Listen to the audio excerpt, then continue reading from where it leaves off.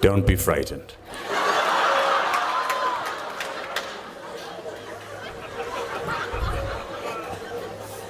When a Bennington student, 10 minutes before you come up to the podium, hands you a mace,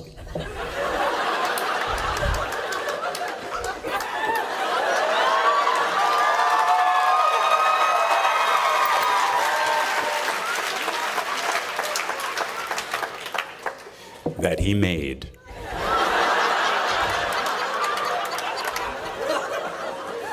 if you don't bring it to the podium with you,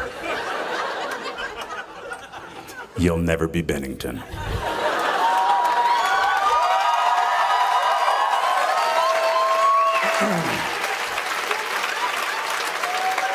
So I would like to thank you, Ben, for helping me put the fear of God in the audience tonight. But I have to put it down because I'm an actor and I'm really weak. That was heavy. It wasn't like a prop. That shit was real.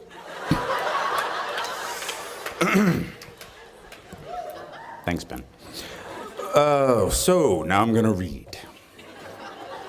And I'm not off book, so I might be looking down a lot. Thank you, President Coleman.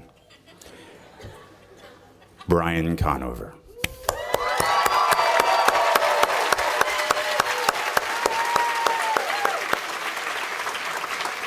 Faculty, students, family, alumni, some of whom are dear friends of mine, who've traveled all the way from the big city to see me hopefully not humiliate myself tonight. And especially thanks to you, the graduating class of 2012.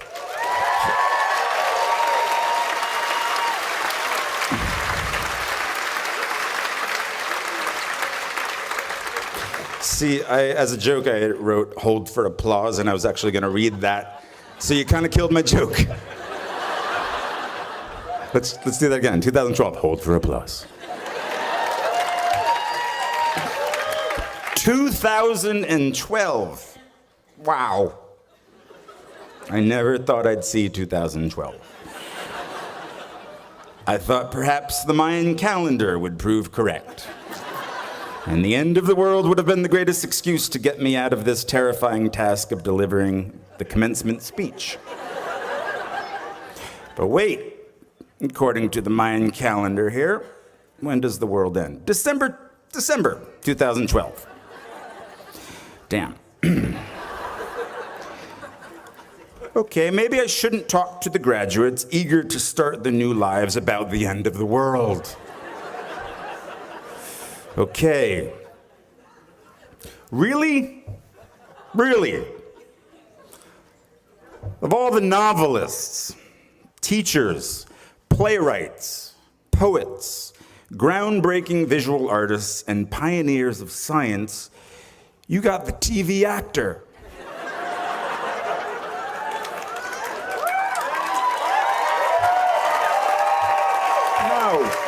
No. And I actually heard you petition for me. Oh, you fools. You know what? For those of you who didn't petition for me, I would love to later on talk about the problems in the Middle East and the downfall of the world economy. And for those of you who did petition for me, I don't have any signed DVDs of the Game of Thrones. But I'm happy to talk about the parallel lineages of the Targaryens and the Lannisters later at the bar.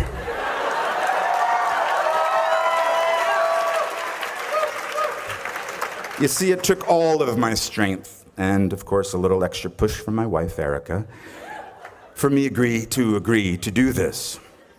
Because I don't do this.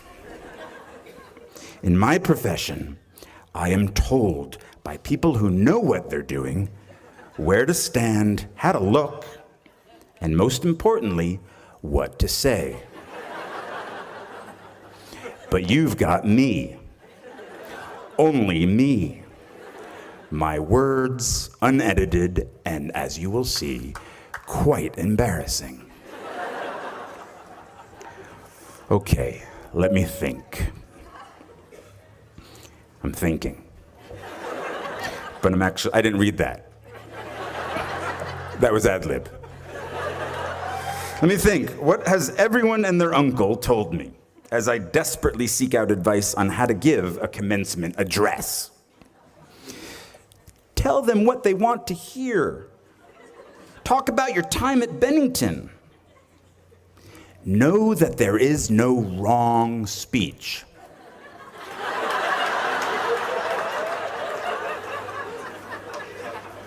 I like that one. Just keep it brief. That was my father-in-law.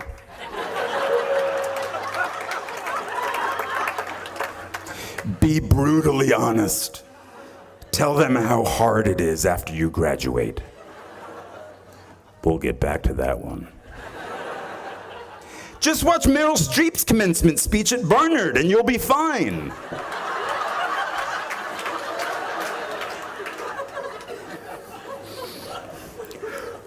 What did Beckett say? I can't go on. I'll go on. So even if I don't burn in your hearts and minds long after this speech is over, even if I don't inspire you to reach for the stars and beyond, even if I am erased from your memory after one glass of wine tonight, where am I going with this? I can't go on. I'll go on. You know, I won't speak of my time here like some old fisherman. You have already had your time here. You have your own story to tell. But I have to say, for me, it did start here, in Vermont, on a very rainy night. It was 1987, and I was a prospective student. The rain was coming down so hard, it was impossible to see that I was meeting the person who would later become my greatest friend and collaborator. A freshman who would, 17 years later, introduce me to the woman that became my wife. I'll call him Sherm, because I do. It was late at night on the road right there near Booth House. And despite the dark night and the heavy rain, this place was so alive. The lights pulsed from each of the dorms. Now, I was a kid from New Jersey who went to an all-boys Catholic high school. I was 4 foot something. I mumbled when I spoke. I wore a sort of woman's black velvet cape.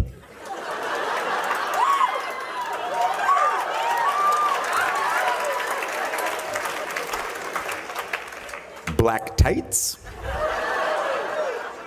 combat boots, and a scowl. But here at Bennington, I was home.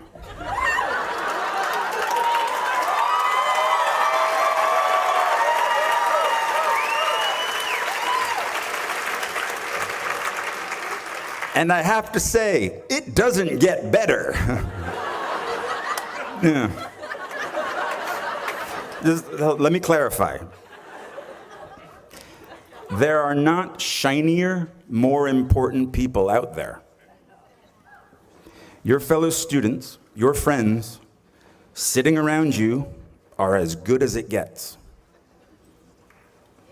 22 years after my own graduation, I have worked with my rainy night friend and fellow graduate, Sherm, on countless productions he has written, in all stages of development, from living rooms to off-Broadway. Brooks, Ian, Justin, Brett, John, Matthew, Jim, Sean, Hyla, Nikki, and the Bee are all classmates I shared my time with here and still work with, and am lucky to call my friends. We are very spoiled here. People always say to me, for such a small school, it seems like there are so many of you.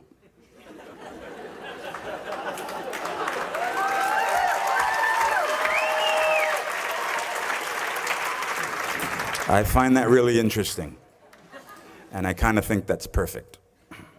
We can't help it. We burn very brightly. Please don't ever stop. Okay. Graduates, now when I sat where you are, sitting right now, I had so many dreams of where I wanted to go, who I wanted to be, and what I wanted to do. Theater companies I wanted to start with classmates, movies I wanted to be in, directors I wanted to work with, stories I needed to tell. It might take a little time, I thought, but it would happen. When I sat there, 22 years ago, what I didn't want to think about is where I would be tomorrow. What I would have to start to do tomorrow. And I graduated in 1991, a great year, a time of resurgence for independent films in this country, a time of relatively affordable rents in New York City. See, I assumed that I could make a living writing my plays, acting way off Broadway, and hopefully, one day, join the actors I loved and respected in those independent films. TV? Oh, what? No. What, are you kidding me? No, didn't even consider that. I had much more class than that. Much more self-respect than that. Soap operas and shit. What I didn't have was cash, a bank account, a credit card, or an apartment. I just had debt.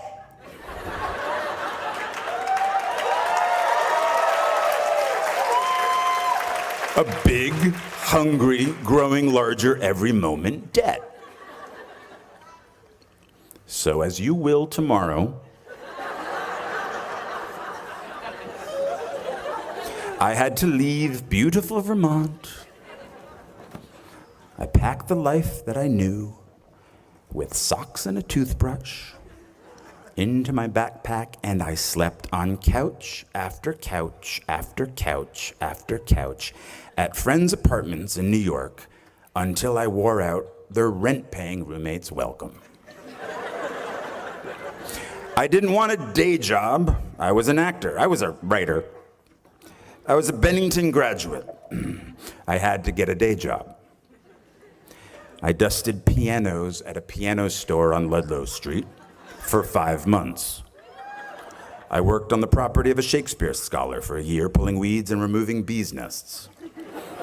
I went on unemployment once, but not for long. I couldn't handle the guilt. Eventually, I was able to pay rent for a spot on the floor of an apartment on the Lower East Side, but my roommate had a breakdown and disappeared. He later resurfaced in a religious cult. I'm making this sound romantic. It really wasn't.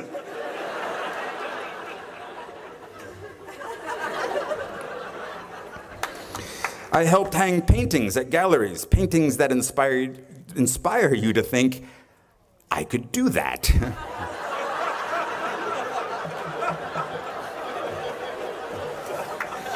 And then, finally, after 2 years of job and couch surfing, I got a job in application processing as a data enterer at a place called Professional Examination Services. And I stayed for 6 years. 6 years. Longer than my time at Bennington. From the age of 23 to 29. Well, they loved me there. I was funny. I wore black, no cape, no tights. I smoked in the loading docks with the guys from the mailroom, and we shared how hungover we all were. Everyone called each other Shorty. I don't know. What's up, Shorty? How you doing, Shorty? Oh, so hungover, Shorty. I called in sick almost every Friday because I was out late the night before. I hated that job, and I clung to that job. Because of that job, I could afford my own place. So I lived in Williamsburg, Brooklyn, Yeah, you say that now.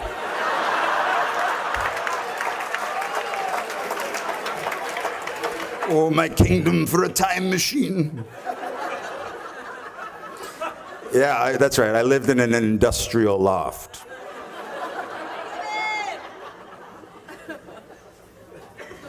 My rent was $400 a month.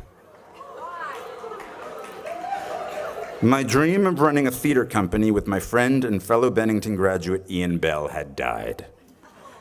I won't go into those details, but neither one of us had any business sense, and the theater we lived in, it had no heat or hot water. We didn't smell very good, but we had our youth. The youth gets old very quickly. You'll see. So Ian moved out to Seattle, and I moved up the street to my loft. And I still didn't have heat. In 1993, industrial loft meant not legal to live there. I don't want this to sound cool, and I feel like it's sounding cool. Shit. Ad lib.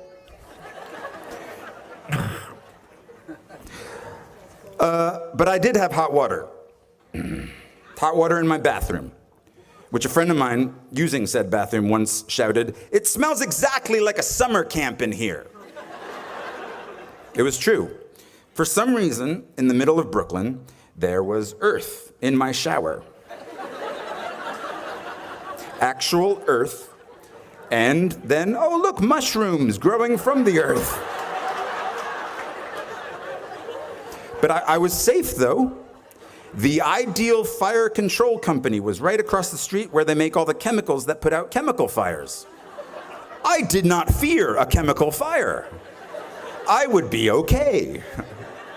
And all those chemicals in the air were okay too, because up the street we had the spice factory. They made spices. And that just covered everything up in a nice cumin scent. I had a rat, but that was okay because I got a cat. His name was Brian, no relation.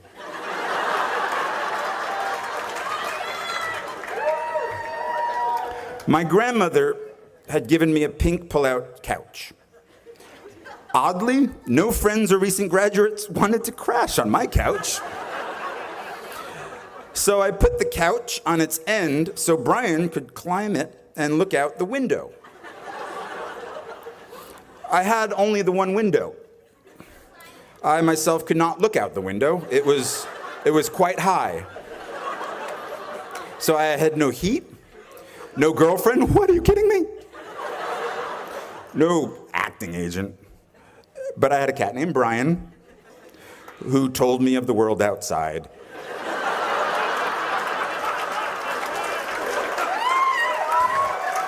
And I stayed for 10 years. No, don't pity me. There's a happy ending.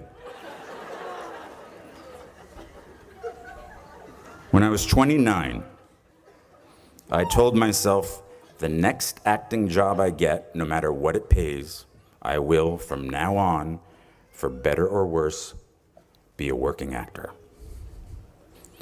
So I quit my position at the Professional Examination Services. My friends really weren't happy about that because it was so easy to find me when I worked there. Work was the only place I had the internet. This was at the beginning of the internet. And now I didn't have either the internet or a cell phone or a job.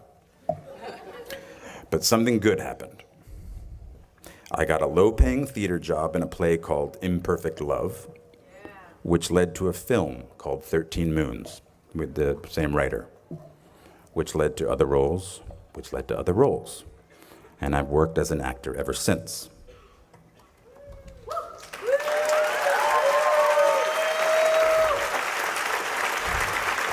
But I didn't know that would happen. At 29, walking away from data processing, I was terrified. 10 years in a place without heat, 6 years at a job I felt stuck in. Maybe I was afraid of change. Are you?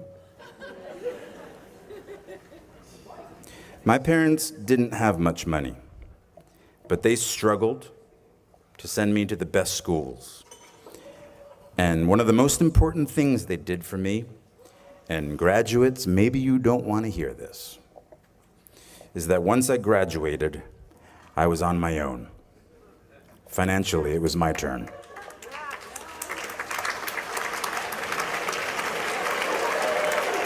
Parents are applauding, graduates are not. But this made me very hungry, literally. I couldn't be lazy. Now I'm totally lazy, but back then, I couldn't be. And so at 29, and at very long last, I was in the company of the actors and writers and directors I'd sought out that first year, that first day after school. I am by their sides. Raise the rest of your life to meet you. Don't search for defining moments because they will never come. Well, the birth of your children, okay, of course. Forget about it. 6 months. My life is forever changed, and that's the most defining moment ever. But I'm talking about in the rest of your life, and most importantly, in your work. The moments that define you have already happened, and they will already happen again. And it passes so quickly. So please bring each other along with you. Everyone you need is in this room. These are the shiny, more important people.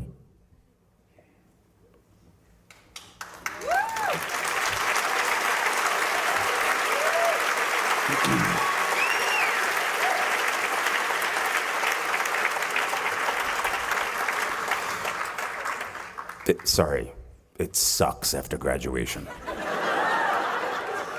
It really does. I mean, I don't know, at least it did for me, but that's the only thing I know. You just get a bit derailed. But soon something starts to happen. Trust me. A rhythm sets in. Just like it did after your first few days here. Just try not to wait until, like me, you're 29 before you find it. And if you are, that's fine too. Some of us never find it. But you will. I promise you. You are already here. That's such an enormous step all its own. You'll find your rhythm or continue the one you have already found. I was walking downtown in Manhattan the other day, and I was approached by a group of very sweet young ladies. Easy. Actually, they're sort of running feverishly down the street after me.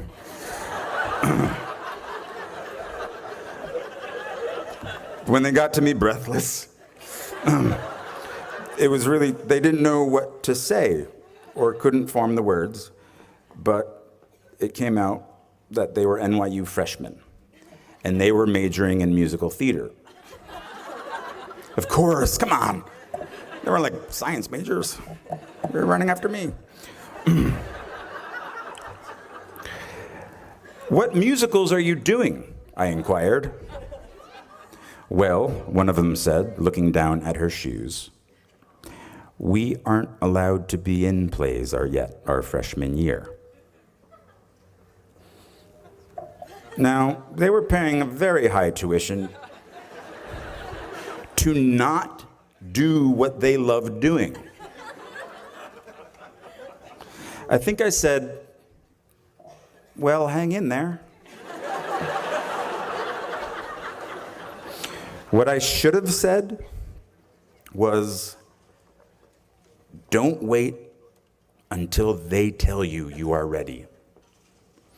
Get in there, sing, or quickly transfer to Bennington.